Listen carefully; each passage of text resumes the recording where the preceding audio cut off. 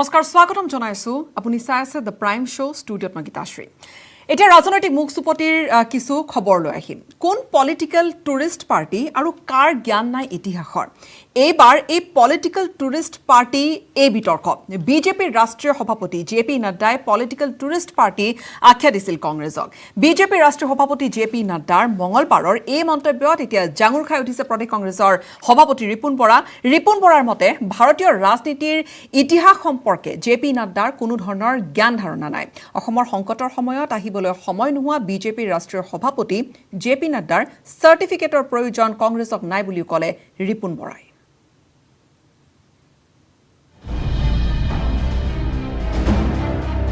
Political tourist party কংগ্ৰেসক বিজেপিৰ ৰাষ্ট্ৰীয় সভাপতি জেপি নাড্ডাই পলিটিক্যাল টুৰিস্ট পাৰ্টি আখ্যা দিছিল মঙ্গলবাৰে জেপি নাড্ডাই কৰা মন্তব্যৰ প্ৰতিক্ৰিয়া প্ৰকাশ কৰে প্ৰদেশ কংগ্ৰেছৰ সভাপতি ৰিপুন বৰাৰ মতে জেপি নাড্ডাৰ ভাৰতীয় ৰাজনীতিৰ ইতিহাস সম্পৰ্কত কোনো জ্ঞান নাই 136 বছৰীয়া পুৰণি কংগ্ৰেছ দলক জেপি নাড্ডাৰ সাৰ্টিফিকেট নালাগে বুলি কয় ৰাজ্যসভাৰ সাংসদ ৰিপুন বৰাই মই নাড্ডা ডাঙৰীয়া প্ৰথমে প্ৰশ্ন কৰিব খুজিছোঁ যে তেওঁ ইতিহাস অকণমান পঢ়ক তেওঁৰ বিজেপি দল যি কৈছে যে কংগ্ৰেছ এটা টুৰিষ্ট পলিটিক্যাল পাৰ্টি পৰিভ্ৰমী পলিটিক্যাল পাৰ্টি তেতিয়াহ'লে তেওঁ প্ৰথমে ইতিহাস পঢ়ক তেওঁৰ পাৰ্টিৰ জন্মৰ মোটামুটি 100 বছৰৰ আগত কংগ্ৰেছ গঠিত হৈছে অসমৰ বানপানীৰ সময়ত ৰাজ্যবাসীৰ খবৰ নলয় বুলি কোৱা ৰিপুন বৰাই বিজেপিৰ ৰাষ্ট্ৰীয় নেতৃত্বক চোকা ভাষাৰে সমালোচনা কৰে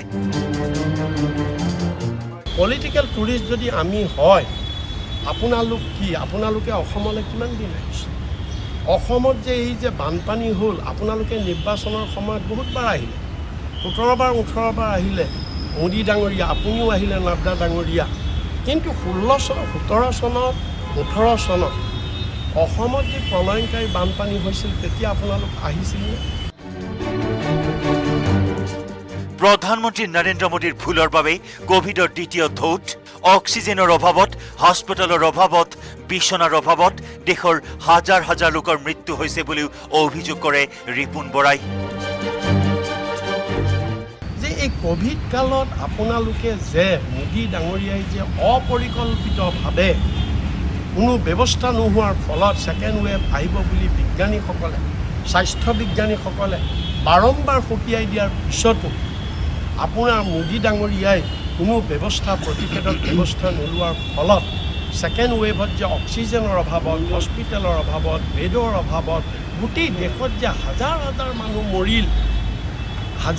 মানুহ মৰিল কাৰ দুখৰ কাৰণে মৰিল আজিও অক্সিজেনৰ কাৰণে হাহাকাৰ কংগ্ৰেছ দল ৰাজ্যৰ আগন্তুক বিধানসভাৰ উপনিৰ্বাচনৰ বাবে সাজু বুলিও কয় কংগ্ৰেছৰ ৰাজ্যিক সভাপতিগৰাকীয়ে বিপুল বৰ্মনৰ report news 18 Assam north east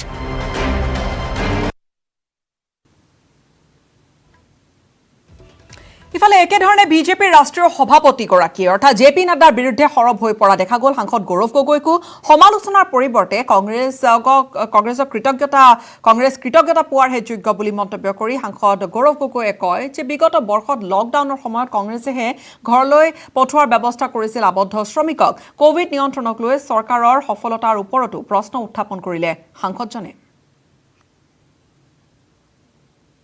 JP Nadda ডাঙৰীয়া অসমৰ চৰকাৰক ভালদৰে কাম কৰিবলৈ পৰামৰ্শ দিব লাগিছিল তেওঁ অপপ্ৰচাৰ কৰিবলৈ আৰম্ভ কৰিলে দেখাবলৈ বিচাৰিলে যে কংগ্ৰেছ একো কৰা নাই জেপি নাড্ডা ডাঙৰীয়া পাহৰি গ'ল কি যেতিয়া যোৱা বছৰ যেতিয়া সমগ্ৰ ভাৰতৰ ভিতৰত শ্ৰমিকসকলৰ অৱস্থা বেয়া আছিল তেওঁলোকে ঘৰলৈ আহিবলৈ বাছ পোৱা নাছিল ট্ৰেইন পোৱা নাছিল তেতিয়া প্ৰত্যেক ৰাজ্যৰ কংগ্ৰেছ দলে শ্ৰমিকসকলক নিজৰ ঘৰলৈ আহিবলৈ সহায় কৰিলে আনকৈ অসমৰ ক্ষেত্ৰতো আমি হাজাৰ হাজাৰ শ্ৰমিকসকলক কেৰালা তামিলনাডু মহাৰাষ্ট্ৰৰ পৰা অসমলৈ আহিবলৈ সহায় কৰিলোঁ জেপি নাড্ডা ডাঙৰীয়া পাহৰি গৈছে কি অলপ মাহ পূৰ্বত যেতিয়া দিল্লীত অক্সিজেনৰ ক্ৰাইচিছ হৈছিল সেই সময়ত আমাৰ যুৱ কংগ্ৰেছৰ ৰাষ্ট্ৰীয় যুৱ কংগ্ৰেছৰ কৰ্মীসকল ৰাহুল গান্ধী ডাঙৰীয়াৰ নিৰ্দেশ মৰ্মে ঘৰে ঘৰে গৈ অক্সিজেন দি আছিল আনকৈ ইণ্ডোনেছিয়াৰ এম্বেচি কেন্দ্ৰ চৰকাৰক নহয় আমাৰ জে পি নাড্ডা ডাঙৰীয়া মনত পেলাওক আমাৰ যুৱ কংগ্ৰেছকে বিচাৰিছিল সহায় বিচাৰিছিল অক্সিজেন চিলিণ্ডাৰ ক্ষেত্ৰত তো শ্ৰমিক সময়ত যেতিয়া শ্ৰমিক সমস্যাত পৰিলে তেতিয়া আছিলে কংগ্ৰেছ এই বছৰ যেতিয়া অক্সিজেনৰ অভাৱ আছিলে তেতিয়া প্ৰস্তুত আছিলে সাজু আছিল কংগ্ৰেছ আৰু আজি তাৰিখত মানুহে যেতিয়া হাজিৰা পোৱা নাই খাবলৈ তেওঁলোকৰ ওচৰত এতিয়া একো উপায় নাই তেতিয়া দুটা আইন যি আইন কংগ্ৰেছৰ চৰকাৰৰ দিনত সৃষ্টি হ'ল সেই আইনখিনি আজিৰ তাৰিখত মানুহক সহায় কৰিছে প্ৰথম আইন হ'ল MG এনৰেগা আইন আৰু দ্বিতীয় আইন হ'ল আমাৰ ৰাষ্ট্ৰীয় খাদ্য সুৰক্ষা আমাৰ আইন আৰু ডক্টৰ হিমন্ত বিশ্ব শৰ্মাৰ সপ্তমখন কেবিনেট বৈঠক আছিল আজি সপ্তমখন কেবিনেট বৈঠক আৰু এই বৈঠকত লোৱা হ'ল 5টাকৈ গুৰুত্বপূৰ্ণ সিদ্ধান্ত কি সিদ্ধান্ত সিদ্ধান্ত 1 এতিয়াৰে পৰা অসম আৰক্ষীৰ সশস্ত্ৰ বেটালিয়নৰ কনিষ্টবলৰ পৰা এছিষ্টেণ্ট সাব ইন্সপেক্টৰসকলৰ এমাহৰ ছুটি বাধ্যতামূলক হ'ব সিদ্ধান্ত 2 সমবায়ৰ দোকানসমূহে এতিয়া পাব 143 টকাকৈ কমিশ্যন সিদ্ধান্ত 3 হৈছে বিধায়ক পদ্ম হাজৰিকা কেবিনেট মৰ্যাদা প্ৰদান কৰা সিদ্ধান্ত 4 নম্বৰ সিদ্ধান্ত হৈছে অনলাইন ক্লাছৰ সুবিধাৰ বাবে মোবাইল টাৱাৰ নথকা স্থানবোৰত টাৱাৰ স্থাপন কৰা আৰু ইফালে 5 নম্বৰ সিদ্ধান্ত হৈছে কেবিনেটৰ সিদ্ধান্তসমূহ যিখিনি সিদ্ধান্ত লোৱা হৈছে এই সিদ্ধান্তখিনি বিভাগসমূহে কাৰ্যকৰী কৰিছে নে নাই বা কি ধৰণে কাৰ্যকৰী কৰিছে তাক পৰ্যালোচনা কৰিবলৈ 3জনীয়া মন্ত্ৰী গোট বা মন্ত্ৰী কমিটি গঠন কৰা বুধবাৰে অনুষ্ঠিত হয় মুখ্যমন্ত্ৰী ডক্টৰ হিমন্ত বিশ্ব শৰ্মাৰ সপ্তমখন কেবিনেট বৈঠক এই বৈঠকত 5টা গুৰুত্বপূৰ্ণ সিদ্ধান্ত গ্ৰহণ কৰা হয় কেবিনেট বৈঠকৰ শেষত জ্যেষ্ঠ মন্ত্ৰী কেশৱ মহন্ত কেবিনেট মুখপাত্ৰ পীয়ুষ হাজৰিকা আৰু মুখ্যমন্ত্ৰীৰ ৰাজনৈতিক সচিব জয়ন্ত মল্ল বৰুৱাই কেবিনেটত লোৱা সিদ্ধান্তসমূহৰ কথা ঘোষণা কৰে এই কেবিনেটৰ সিদ্ধান্ত অনুসৰি এতিয়াৰে পৰা অসম আৰক্ষীৰ সশস্ত্ৰ বেটেলিয়নৰ কনিষ্টবলৰ পৰা এছিষ্টেণ্ট সাব ইন্সপেক্টৰসকলৰ এমাহৰ ছুটি বাধ্যতামূলক হ'ব যিখিনি আমাৰ আৰ্মছ বেটেলিয়ন আছে সেই বেটেলিয়নৰ কনিষ্টবলৰ পৰা সাব ইন্সপেক্টৰ পৰ্যায়লৈকে এমাহৰ বাবে ঘৰলৈ যাবলৈ বাধ্যতামূলক ছুটি দিয়া হ'ব যাতে তেখেতসকল পৰিয়ালৰ লগত থাকিব পাৰে কিন্তু যিসকল বেটেলিয়নৰ চাকৰি কৰি থকা ব্যক্তি পৰিয়ালৰ লগত কৰ্মস্থলীতে আছে পৰিয়াল লগত লৈ তেখেতসকলক কোৱাৰ্টাৰত আছে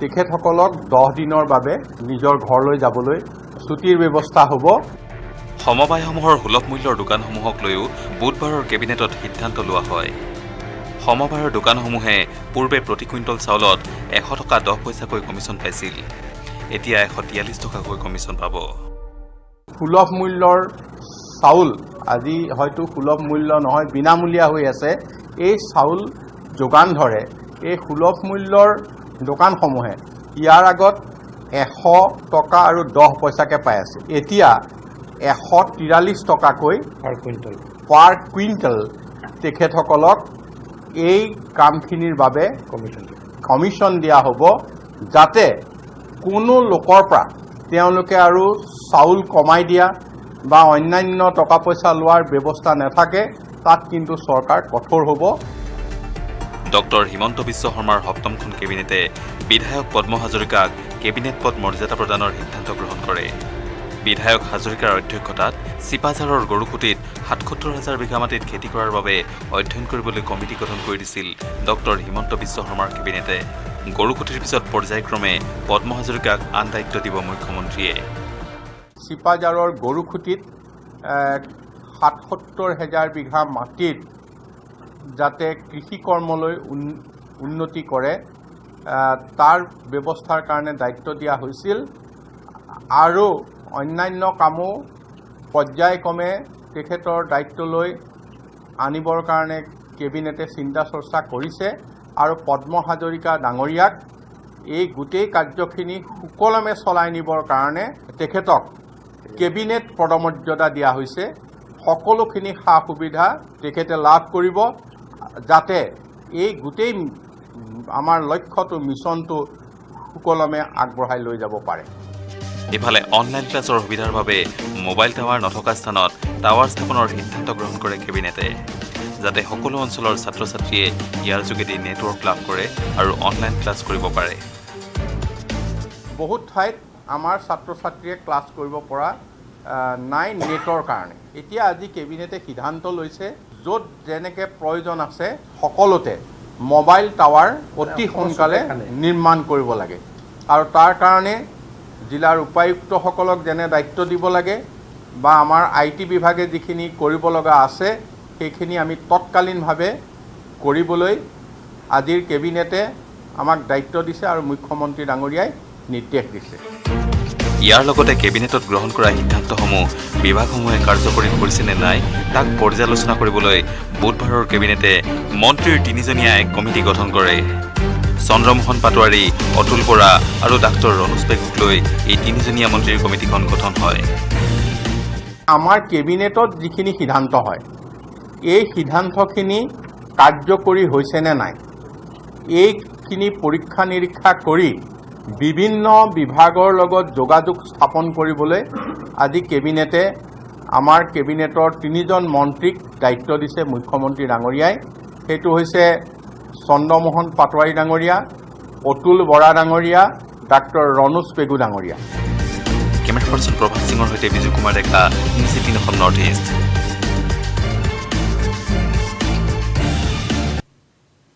পৰৱৰ্তী খবৰলৈ আগবাঢ়িম। হাগ্ৰামা মহিলাৰীক ব্লেকমেইলিং কৰিছে। নিয়া CBI লগাই হাগ্ৰামা মহিলাৰীক ব্লেকমেইলিং কৰা হৈছে। এই অভিযোগ আনিছে প্ৰদেশ কংগ্ৰেছৰ সভাপতি ৰিপুণ বৰাই।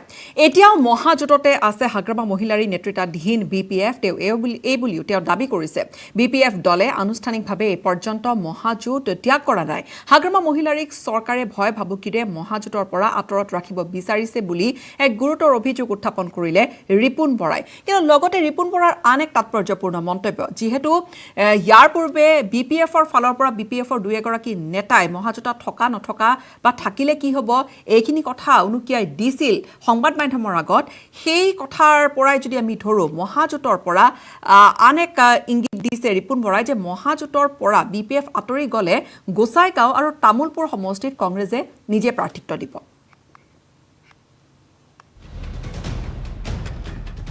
BPF আছেনে মহাজোঁটত? BPF দলে যোগ দিব নেকি মিত্ৰজোঁটত? এনেধৰণৰ গুণাগথা চলি থকাৰ সময়তেই মহাজোঁটৰ অংশীদাৰী দল BPFক লৈ মুখ খুলিছে প্ৰদেশ কংগ্ৰেছৰ সভাপতি ৰিপুণ বৰাই। ৰিপুণ বৰাৰ মতে BPF দল এতিয়াও মহাজোঁটত আছে। এই পৰ্যন্ত আনুষ্ঠানিকভাৱে মহাজোঁট ত্যাগ কৰা নাই BPF দলে। তেখেতে আনুষ্ঠানিকভাৱে এই কথাটো তেখেতে যিহেতু এতিয়ালৈকে কোৱা নাই আৰু সেইকাৰণে নীতিগতভাৱে আমি আছে বুলি আমি ধৰি লৈছোঁ। হাগ্ৰামা মহিলাৰীক চৰকাৰে ব্লেকমেইলিং কৰি ভয় ভাবুকিৰে মহাজোঁটৰ পৰা আঁতৰত ৰাখিব বিচাৰিছে বুলিও গুৰুতৰ অভিযোগ উত্থাপন কৰে প্ৰদেশ কংগ্ৰেছৰ সভাপতি ৰিপুণ বৰাই। সেইটো বিজেপিৰ নীতিয়ে এইটোৱে এনেধৰণেই তেওঁলোকে ভয় ভীতি দেখুৱাই আজি তেওঁলোকে চব মানুহ ভাড়া কৰি নিয়াৰ নিচিনা।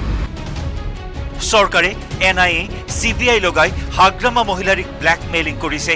তেওঁ বিভিন্ন ধৰণে গোটেই ভয় ভীতি দেখুৱাই এতিয়া নিয়াৰ পৰা ধৰি CBI লৈকে ভয় ভীতি তেওঁলোক পলাই আছে তেওঁৰ যোগে। কিন্তু তেওঁৰ বাকী সকল নেতাৰ লগত আমাৰ যোগাযোগ দিছে। তেওঁলোকে কৈছে যে আমাৰ যথেষ্ট কম্পালচন আছে, বিভিন্ন ধৰণৰ আমাৰ ওপৰত ব্লেকমেইলিং হৈছে, ভয় ভীতি হৈছে, এই কথাখিনি তেওঁলোকে কৈছে। মহাজোঁটৰ পৰা BPF আঁতৰি গ'লে গোসাইগাঁও আৰু তামুলপুৰ সমষ্টিত কংগ্ৰেছে প্ৰাৰ্থিত্ব দিব। ইফালে মৰিয়নি সমষ্টিৰ উপ নিৰ্বাচনৰ বাবেও সাজু হৈছে মহাজোঁট। মহাজোঁটে বিধায়ক অখিল গগৈৰ লগত আলোচনা কৰি মৰিয়নি সমষ্টিত প্ৰাৰ্থিত্ব প্ৰদান কৰিব। আমি অখিল গগৈৰ লগত আলোচনা কৰিম, সকলোৰে লগত কৰিম, আমাৰ দলৰ মজিয়াত কৰিম, মহাজোঁটৰ আন অংশীদাৰসকলৰ লগত কৰিম আৰু আলোচনা মৰ্মে যিটো সিদ্ধান্ত হ'ব আপোনালোকক তেতিয়া নিজৰ শৰীৰত মাংস নোহোৱা বিজেপিয়ে অন্যৰ শৰীৰৰ মাংসৰে শকত হৈছে বুলিও কটাক্ষ কৰে ৰিপুণ বৰাই। বিপুল বৰ্মনৰ report, news 18 Assam north east.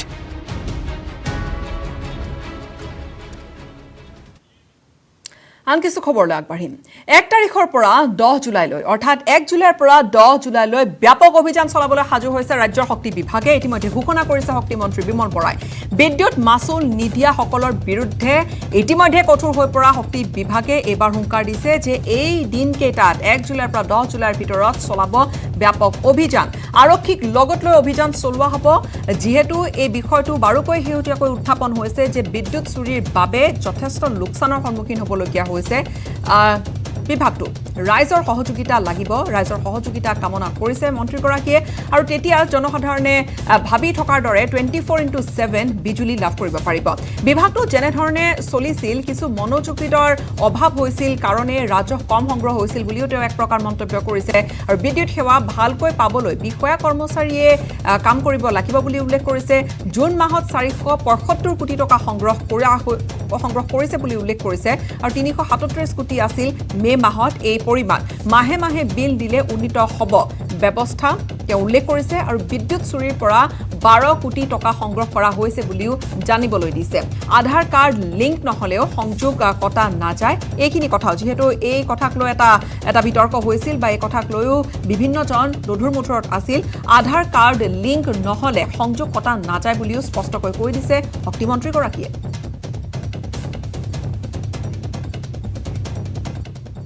$475 কোটি টকা আমি এতিয়ালৈকে সংগ্ৰহ কৰিব পাৰিছোঁ। যদি নিষ্ঠা সহকাৰে সকলোৱে কাম কাজখিনি আমি আগুৱাই লৈ যাওঁ, এই কোম্পানী কেতিয়াও লোকচানৰ সন্মুখীন নহয়। আৰু ৰাইজে যদি সহযোগিতা আগবঢ়ায় তেতিয়া আমি সঁচাকৈ অসমৰ জনসাধাৰণে ভাবি থকা ধৰণে 24/7 বিজুলী মোৰ লাগিছে যে এটা সময়ত আমি এইটো এচিভ কৰি ল'ব পাৰিম। অহা 1 তাৰিখৰ পৰা অহা 10 তাৰিখলৈকে গোটেই অসম জুৰি মেচিভ ডিছকানেকশ্যন ড্ৰাইভ আৰম্ভ হ'ব। তাৰ কাৰণে আৰক্ষী বিভাগৰ লগত আমাৰ সভা হ'ব বিদ্যুৎ বিভাগৰ। দীৰ্ঘদিন ধৰি বিদ্যুৎ মাচুল পৰিশোধ নকৰা লোকসকলৰ ঘৰত ডিছকানেকশ্যন ড্ৰাইভ মেচিভলি 1 তাৰিখৰ পৰা 10 তাৰিখলৈকে আমি চলাম। কাৰণ আধাৰ কাৰ্ডটোতো আৰু যাৰ নাই তেওঁৰ লাইনটো নাথাকিব, এনেকুৱা হ'বই নহয়। এটা আমৰ দাম 10,000 টকা। 12টা এনে আম বিক্ৰী কৰি এগৰাকী কণমানি ছাত্ৰীয়ে লাভ কৰিছে 1,20,000 টকা। পিছে কোনে কিয় কিনিলে এই 10,000 টকীয়া আম বা কি পৰিস্থিতিত পৰি এই আমখিনি বিক্ৰী কৰিলে কণমানি ছাত্ৰীগৰাকীয়ে, আগবঢ়াইছো প্ৰতিবেদন। এটা 10,000 টকীয়া আম, 12টা আমৰ মূল্য 1,20,000 টকা। শুনিলে আচৰিত যেন লাগিলেও সঁচা। কাহিনীটো জামছেদপুৰৰ। নাম তাইৰ তুলসী কুমাৰী। 11 বছৰীয়া তুলসী কুমাৰী 5ম শ্ৰেণীত পঢ়ে। লকডাউনৰ ফলত তাইৰ পঢ়াত ব্যাঘাত জন্মাইছিল দৰিদ্ৰতাই। ঘৰৰ দুৰৱস্থাৰ বাবে তাই বাদ পৰিছিল অনলাইন পাঠ্যক্ৰমৰ পৰা। দিন হাজিৰা কৰি চলা পৰিয়ালটোৰ নাছিল স্মাৰ্টফোন অথবা অনলাइन पाठ्यक्रम ग्रहणर কোনো व्यवस्था। लॉकडाउन में वो आम बेचते थे रोड में बैठ के। फिर जो उसको पढ़ाई का जरूरी था वो पढ़ने के लिए, बच्चा तो पढ़ेंगे लिखेंगे, जिद्दी में वो निकल गया कि नहीं हम जा रहे आम बेचने बोल के। তুলসীৰ উচ্চ শিক্ষা গ্ৰহণৰ বাবে মনত দুৰ্বাৰ হেঁপাহ। বাৰীৰ জংঘলৰ আম বেছি 2 পইচাকৈ গোটাই তাই এটা স্মাৰ্টফোন কিনাৰ সপোন দেখিছিল। স্ট্ৰাট মাইলছ ৰোডৰ এই কাহিনী নিউজ 18 সবিস্তাৰে সম্প্ৰচাৰ কৰিছিল। कुछ दिनों पहले मैंने न्यूज़ 18 लोकमत के पोर्टल पे एक खबर पढ़ी जो वर्षा जहांगीरदार जी ने शेयर की थी उनके फेसबुक पेज पे, जिसमें लिखा था एक 7 साल की बच्ची आम बेच के कुछ पूंजी जमा करने की कोशिश कर रही है एक मोबाइल फ़ोन खरीदने के लिए और उनका ऑनलाइन एजुकेशन चालू रखने के लिए। तो ये स्टोरी काफ़ी छू गई हमें। ऐसे तो बहुत बच्चे हैं जिनको ये कोरोना महामारी की वजह से जिनके जो घर पे बैठे हैं, जिनके पास ये सुविधा है नहीं ऑनलाइन एजुकेशन की। लेकिन तुलसी की एक बात बहुत अच्छी लगी हमें, जो उसकी जो जिद थी पढ़ने की, जिसकी वजह से वो खुद कुछ करके पूंजी जमा कर रही थी। ये बात हमें बहुत अच्छी लगी, इसलिए हमने डिसाइड किया कि हम उसकी हर आम 10,000 रुपये की पूंजी में हम लोग खरीदेंगे और ऐसे डजन पर आम हम लोगों ने लिए। জামছেদপুৰৰ ষ্ট্ৰাট মাইলছ ৰোডৰ ৪৫ নং বেংগালোৰ তুলসী কুমাৰীৰ এই বাতৰি সম্প্ৰচাৰৰ পিছতে মুম্বাইৰ এগৰাকী ব্যৱসায়ীয়ে দিলে সুখবৰটো। তুলসীয়ে বিক্ৰী কৰিবলৈ অনা ১২টা আম প্ৰতিটোতে ১০,০০০ টকাৰ বিনিময়ত ক্ৰয় কৰিবলৈ তেওঁ ইচ্ছা প্ৰকাশ কৰে। हमको मोबाइल चाहिए था, मेरे लिए मोबाइल भी नहीं था पढ़ने के लिए, उसीलिए आम बेच रहे थे। कितना करके बिका तुम्हारा आम? हाँ, सर लोग खरीदे 10,000 एक आम का। कितना आम? 12 आम। पैसे मिल गए? हाँ, 1,20,000 रुपये आ गए। देखा, फ़ोन भी ले दिए। আম বেচি পোৱা সৰ্বমুঠ 1,20,000 টকাৰ পৰা 13,000 টকাৰে তুলসীয়ে এটা স্মাৰ্টফোন ক্ৰয় কৰে আৰু তুলসীৰ মাক পদ্মিনী দেৱীয়ে 80,000 টকা তাইৰ পৰৱৰ্তী উচ্চ শিক্ষাৰ বাবে জমা কৰি ৰাখে। এতিয়া তুলসীয়ে পথৰ কাষত আৰু আম বিক্ৰী নকৰে, তাই এতিয়া আন আন শিক্ষাৰ্থীৰ দৰে ঘৰতে অনলাইন মাধ্যমত পঢ়া শুনা কৰে। Bureau report, news 18 network. কিন্তু এই কাহিনীয়ে লগতে এক প্ৰকাৰ বুজাইও দিছে যে কণমানিজনীয়ে কি ধৰণৰ এটা পৰিস্থিতিৰ মাজেৰে কিছু সময় পাৰ কৰিবলগীয়া হৈছিল। ইফালে কোভিড সৃষ্ট পৰিস্থিতিৰে আন এখন দুখ লগা ছবি দেখুৱাবলৈ লৈছোঁ। সেই ছবি বা সেই দৃশ্য কিন্তু এবাৰ ৰাজ্যৰ। পাচলি লৈ ৰাজপথত গ্ৰাহকলৈ অপেক্ষা কৰি আছে এগৰাকী কণমানি ছাত্ৰীয়ে। দিন হাজিৰা কৰি পেট প্ৰৱৰ্তোৱা পিতৃৰ উপাৰ্জন বন্ধ হোৱাৰ বাবে পাচলি বিক্ৰী কৰি পেটৰ ভাত মোকলাবলগীয়া হৈছে নুমলীগড়ৰ এইগৰাকী কণমানি মাতৃহাৰা ছাত্ৰীয়ে।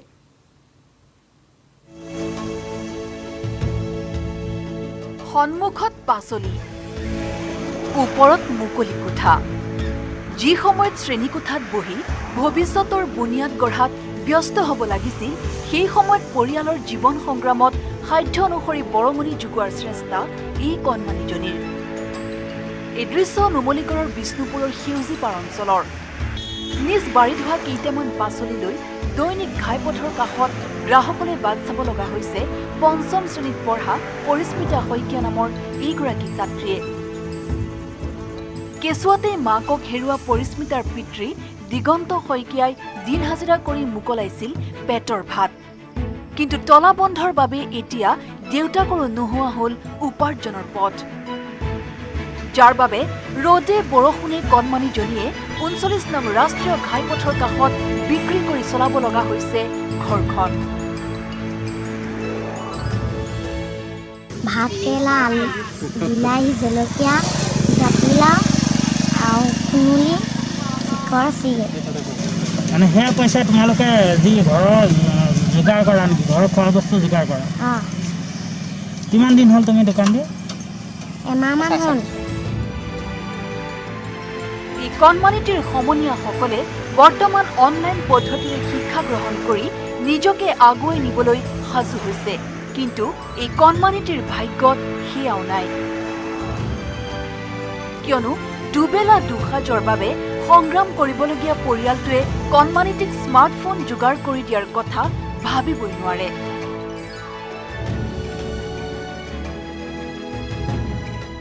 এতিয়া বৰ্তাহঁতৰ মোবাইল এটা আছিলে, আগতে দিছে, আগতে লিখিছিলোঁ, এতিয়া মোবাইল নাই কাৰণে নাই লিখা।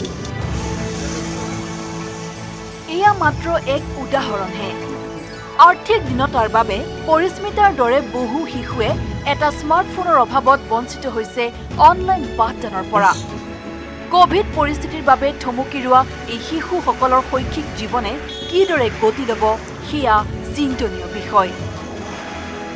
নুমলীগড়ৰ পৰা Pranabjyoti Saikia, news 18 Assam north east.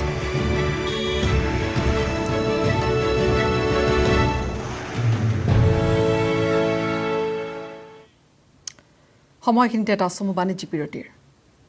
Maithon still ইমান ষ্ট্ৰং যে 20% কমকৈ লাগে। ষ্ট্ৰং আৰু বুধিয় মাইথান নিৰ্মাণৰ মানদণ্ড।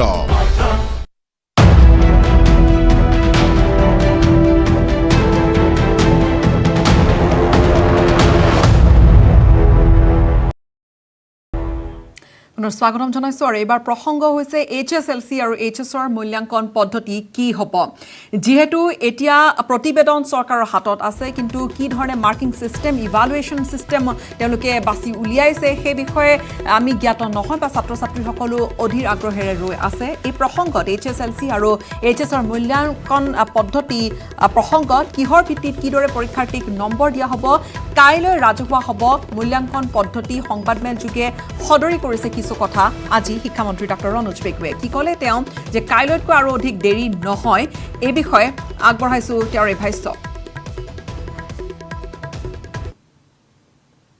তেওঁলোকে যি ধৰণে প্ৰতিবেদন দিছে এই প্ৰতিবেদনৰ ভিত্তিত আৰু ইয়াৰ লগতে সুপ্ৰিম কোৰ্টে যিটো আদেশ দিছে বা পৰামৰ্শ আগবঢ়াইছে এইটোৰ ভিত্তিত গোটেই আইনগত দিশখিনি আমি পৰীক্ষা কৰিবৰ কাৰণে ইতিমধ্যে আমি এডভোকেট জেনেৰেলক আমি জনাইছোঁ আৰু আজিৰ ভিতৰত আমি তেওঁৰ পৰা প্ৰতিবেদন তেওঁৰ পৰা এখন মানে কমেণ্ট আমি পাম আমি চিফ মিনিষ্টাৰৰ তালৈ ফাইল যাব মুখ্যমন্ত্ৰীৰ অনুমোদন হ'লে হয়তো আজি হ'ব নহ'লে কালিতকৈ আৰু দেৰি নহয় কাইলৈ 12 বজাৰ আগত সিদ্ধান্ত আপোনালোকে পাই যাব প্ৰজ্ঞান ভাৰতীৰ অধীনত কি কয় আমি যিসকল ছাত্ৰীক আমি স্কুটি প্ৰদান কৰিছিলোঁ তাক লৈ পেলাই বিভিন্ন সময়ত বিভিন্ন অভিযোগো ছাত্ৰ ছাত্ৰীসকলৰ পৰা উত্থাপিত হৈ আহিছে ইয়াৰ কাৰণে আমি এটা ইমেইল এড্ৰেছ দিছিলোঁ আৰু ইমেইল এড্ৰেছত সৰ্বমুঠ আমি 4105খন আপত্তি আমি পাইছিলোঁ এই গোটেইখিনি তন্নতন্নকৈ পৰীক্ষা কৰি চোৱাৰ পাছত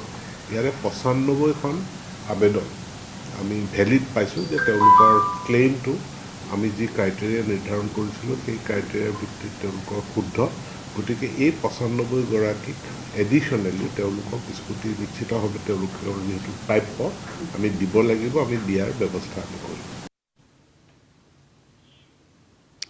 ৰৱান কিছু খবৰ উদ্বিগ্নতাৰ বাতৰি নিশ্চয় যে গুৱাহাটী জাপানীজ এনচেফেলাইটিছৰ আতংক এক প্ৰকাৰ হৈ পৰিছে GMCHত যেহেতু চিকিৎসাধীন হৈছে প্ৰথমগৰাকী জাপানীজ এনচেফেলাইটিছত আক্ৰান্ত ৰোগী 11 বছৰীয়া ৰোগীগৰাকীক ধাৰাপুৰৰ পৰা ভৰ্তি কৰোৱা হৈছে আৰু 26 জুনত ভৰ্তি হৈছে তেওঁ GMCHত কিশোৰীগৰাকী আক্ৰান্ত হৈছিল ডায়েৰিয়া জ্বৰ আৰু মূৰৰ বিষত চিকিৎসক গৌতম মেধিৰ তত্ত্বাৱধানত বৰ্তমান চিকিৎসাধীন হৈ আছে আৰু চিকিৎসাত সম্প্ৰতি কিছু সুস্থ হৈ উঠিছে ৰোগীগৰাকী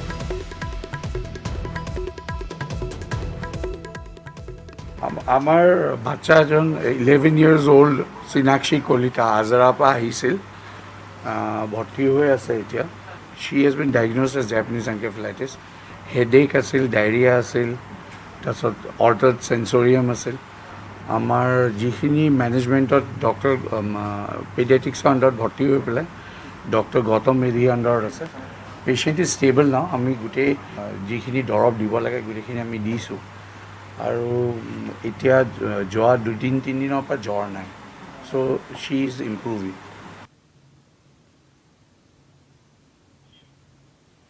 আৰু আন কিছু খবৰত আজিৰে পৰা ৰাজ্যৰ চিকিৎসালয়ত উপলব্ধ হ'ল 5 বছৰ তলৰ শিশুৰ বাবে নিমনিয়া আৰু কলেৰা PCV ভেকচিন এই ভেকচিনে শিশুৰ ৰোগ প্ৰতিৰোধ ক্ষমতা বৃদ্ধি কৰিব কৰোনা সন্দৰ্ভত শিশুসকলৰ সুৰক্ষাৰ বাবে আনহাতে অভিভাৱক যথেষ্ট সচেতন হ'বলৈ আহ্বান জনাইছে স্বাস্থ্যমন্ত্ৰী কেশৱ মহন্তই চৰকাৰৰ নিৰ্দেশনা মানি চলিবলৈ আহ্বান জনাইছে মন্ত্ৰীগৰাকীয়ে আৰু আনহাতে কোভিড ভেকচিনেশ্যন সম্পৰ্কে তেওঁ কয় যে 3 লাখকৈ প্ৰতিদিনে 3 দিন ভেকচিন প্ৰদান কৰা হৈছে আৰু এতিয়া ভেকচিনেশ্যন সম্পূৰ্ণৰূপে নিৰ্ভৰ কৰিব কেন্দ্ৰীয় চৰকাৰৰ ওপৰত